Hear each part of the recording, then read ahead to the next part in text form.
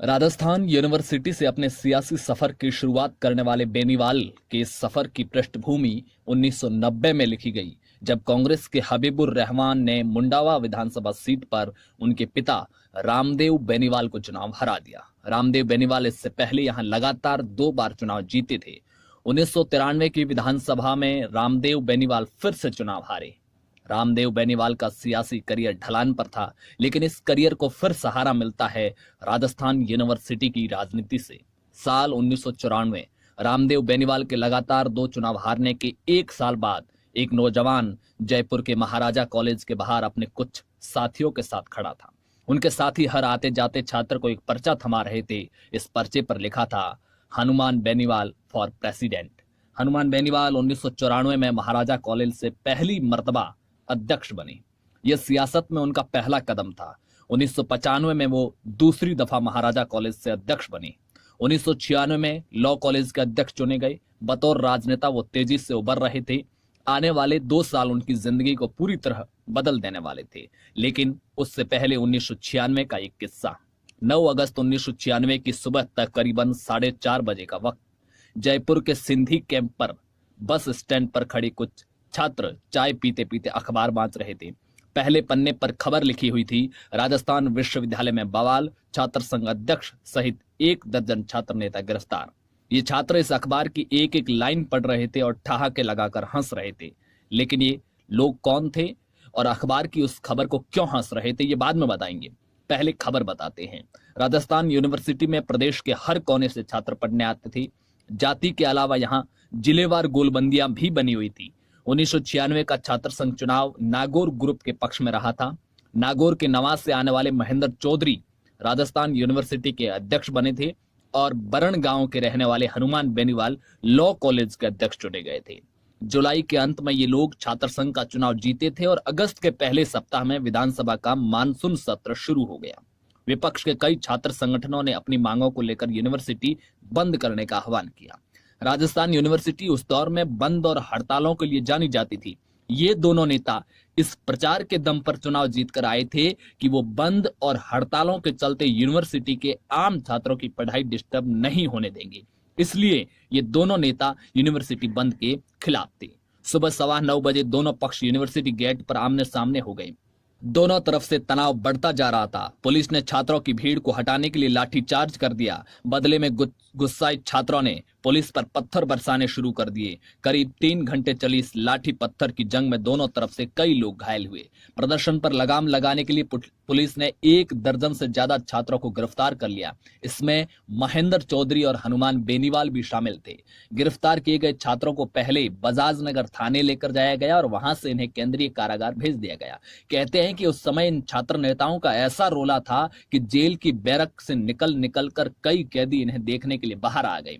देर रात प्रशासन को सूचना मिली कि अपने छात्र संघ अध्यक्ष और लॉ कॉलेज के अध्यक्ष की गिरफ्तारी के खिलाफ प्रदर्शन के लिए यूनिवर्सिटी के तमाम छात्र लामबंद हो रहे। स्थिति किसी भी क्षण नियंत्रण से बाहर हो सकती थी।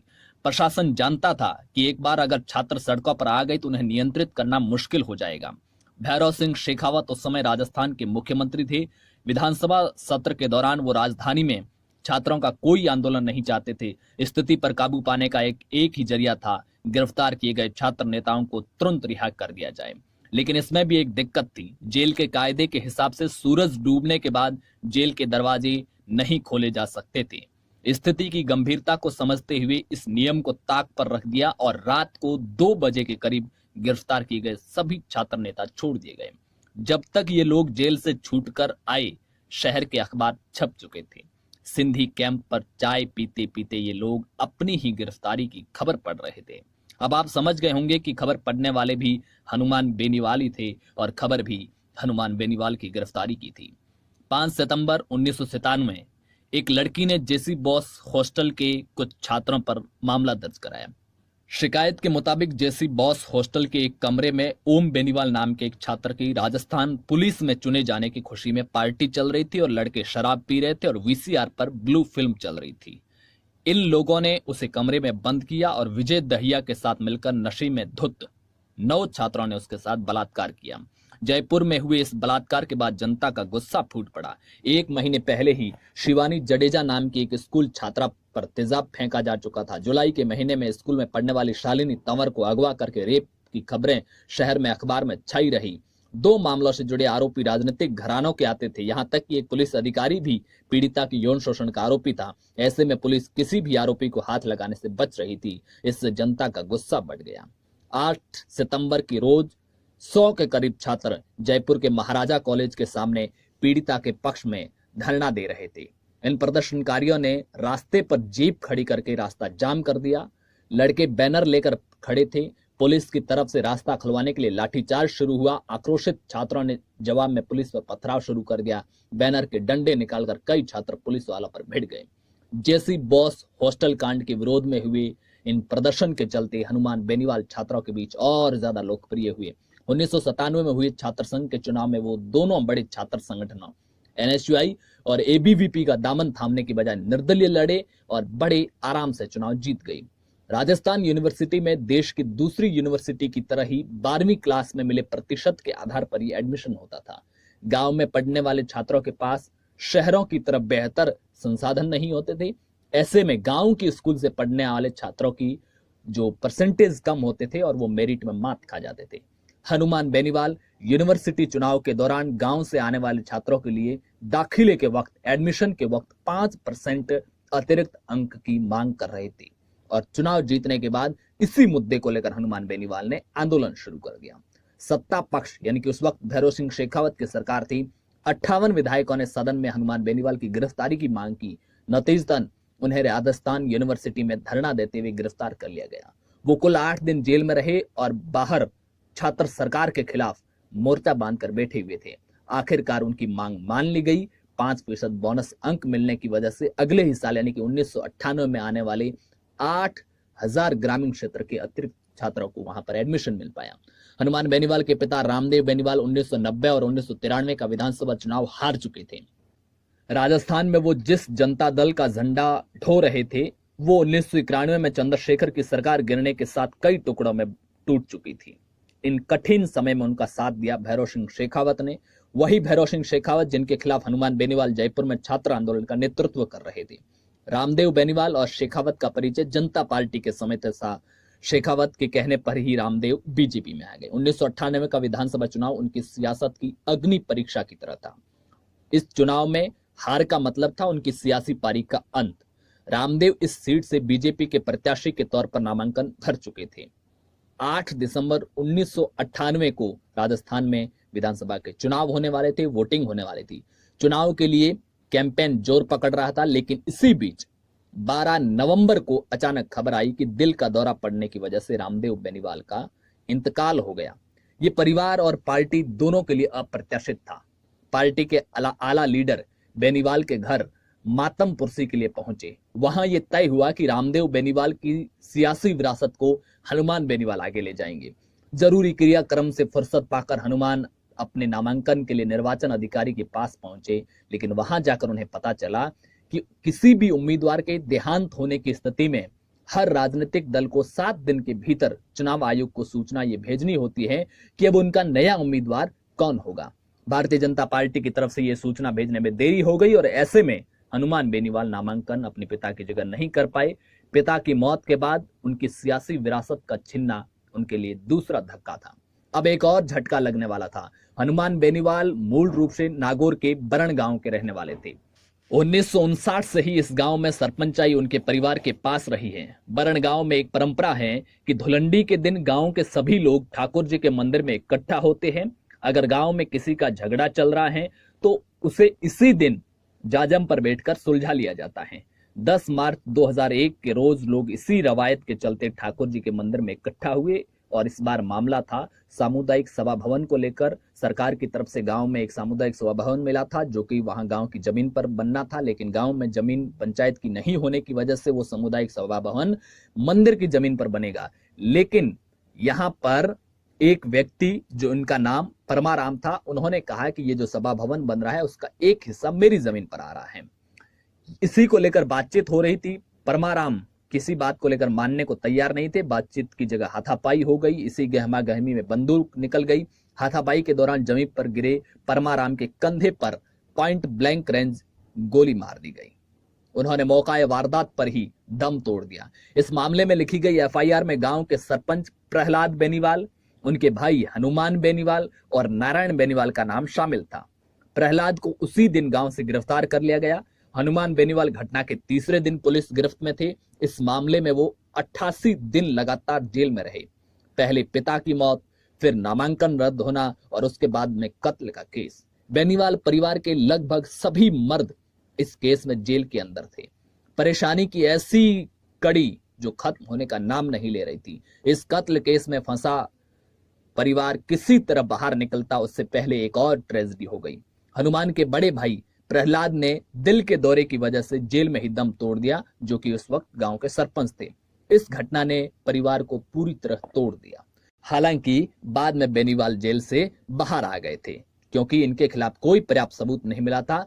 पुलिस जांच के मुताबिक घटना के वक्त हनुमान बेनीवाल उस जगह पर नहीं थे जहां यह घटना हुई। 2003 में बीजेपी से टिकट नहीं मिला तो लोकदल के टिकट पर बेनीवाल ने अपने पिता की मुंडावा विधानसभा सीट से मैदान में उतरे। बीजेपी ने इस सीट पर उषा पूनिया को मैदान में उतारा। उषा पूनिया पूर्व विधायक गौरी पूनिया की बहू थी। उषा पूनिया का नाम याद रखिएगा क्योंकि आगे एक किस्सा आएगा जिसमें उषा पूनिया महत्वपूर्ण है। कांग्रेस के टिकट पर लड़ रहे थे हबीबुर रहमान, वही हबीबुर रहमान जिन्होंने 1990 और 93 के चुनाव में हनुमान बेनीवाल के पिता रामदेव बेनीवाल को चुनाव हराया था। इस त्रिकोणीय संघर्ष में उषा पूनिया को मिले 39,027 वोट, हनुमान बेनीवाल को मिले 35,724 वोट, हबीबुर रहमान को मिले 32,479 वोट। इस तरह हनुमान बेनीवाल ये मुकाबला 3,303 वोटों से हार गए। नागौर जाट राजनीति का केंद्र था। यहां जाट राजनीति का सबसे बड़ा चेहरा मिर्धा परिवार थे, लेकिन 2003 के विधानसभा चुनाव में रामनिवास मिर्धा के बेटे हरेंद्र मिर्धा बीजेपी के गजेंद्र सिंह खिंवसर से चुनाव हार गए तो मिर्धा परिवार का रसूख काफी कम होने लगा और उनके सियासी रसूख को बट्टा लग गया। इससे नागौर में नए जाट चेहरे को उभरने को मदद मिली। हनुमान बेनीवाल इस खाली जगह को भरने में तेजी से आगे बढ़ रहे थे। इसी बीच पास ही की तहसील डीडवाना में हुए जीवन राम गोदारा हत्याकांड ने उन्हें जाटों के नेता के रूप में उभरने का मौका दिया। दरअसल जीवन राम गोदारा एक बड़ा क्रिमिनल था और उसने मदन राठौर नाम के एक राजपूत की पत्थर से पीट कर हत्या कर दी थी। इसका बदला आनंदपाल सिंह ने लिया और 27 जून 2006 की दोपहर जीवन राम गोदारा डीडवाना बाजार में अपने घर के नीचे बनी दुकान पाटीदार बूट हाउस में बैठा चाय पी रहा था। आनंदपाल अपने 5 दूसरे साथियों के साथ वहां पहुंचा और उसने एक के बाद एक 13 गोलियां जीवन गोदारा के शरीर में दाग दी। 2 अपराधियों की लड़ाई ने देखते ही देखते जाट बनाम राजपूत का मोड़ ले लिया। हत्या के कुछ घंटे बाद ही डीडवाना राज्य के दूसरे हिस्सों से कट गया। जीवन राम गोदारा को न्याय दिलाने के नाम पर पूरे आसपास के जिलों से जाट डीडवाना पहुंचने लगे। जीवन राम गोदारा उस समय की मुंडवा विधायक उषा के पति विजय पूनिया का करीबी माना जाता था। यही वजह थी कि वहां के लोकल एमएलए उषा ने उस समय वसुंधरा राज्य सरकार में मंत्री थी और इस वजह से विजय पूनिया गोदारा की मौत के बाद खड़े हुए प्रदर्शन से पूरी तरह दूर रहे। इसके उलट हनुमान बेनीवाल पूरे समय इस आंदोलन में सक्रिय रहे। इसने उन्हें जाट युवाओं के बीच लोकप्रिय होने में काफी मदद की। वो तेजी से युवा जाट नेता के रूप में उभरने लगे। 2008 के परिसीमन के बाद मुंडवा सीट खत्म हो गई और खिंवसर नाम से एक नई सीट बनी। हनुमान बेनीवाल को 2008 के विधानसभा चुनाव में खिंवसर से बीजेपी की टिकट मिल गई। कांग्रेस ने उनके सामने डॉक्टर सहदेव चौधरी को टिकट दी। बीएसपी के टिकट पर लड़ रहे दुर्ग सिंह चौहान ने मुकाबले को त्रिकोणीय बना दिया। इस मुकाबले में सफलता बेनीवाल को मिली। इस चुनाव में हनुमान के खाते में गई 58,602 वोट और नंबर 2 पर रहे दुर्ग सिंह को वोट मिले 34,292। कांग्रेस के सहदेव चौधरी को सिर्फ 17,124 वोट हासिल हुए। माने लंबे संघर्ष के बाद में यानी कि 1990 में जब हनुमान बेनीवाल के पिता पहली बार हबीबुर रहमान के सामने चुनाव हारे, फिर 93 का हारे, 98 के चुनाव से पहले पिता की मौत हो गई और हनुमान बेनीवाल पर्चा नहीं भर पाए। 2003 में बीजेपी ने टिकट नहीं दिया। यानी कि पिछले करीब 20 सालों बाद में अपने पिता की विरासत को आगे बढ़ाने की ओर बढ़ चुके थे, पर अभी भी आगे बहुत सफर बाकी है। 2013 में हनुमान बेनीवाल निर्दलीय विधायक बने। उसके बाद में 2018 के चुनाव में उन्होंने अपनी नई पार्टी आरएलपी बनाई और वो फिर से विधायक बने और 2019 के लोकसभा चुनाव में उन्होंने एनडीए के साथ गठबंधन किया।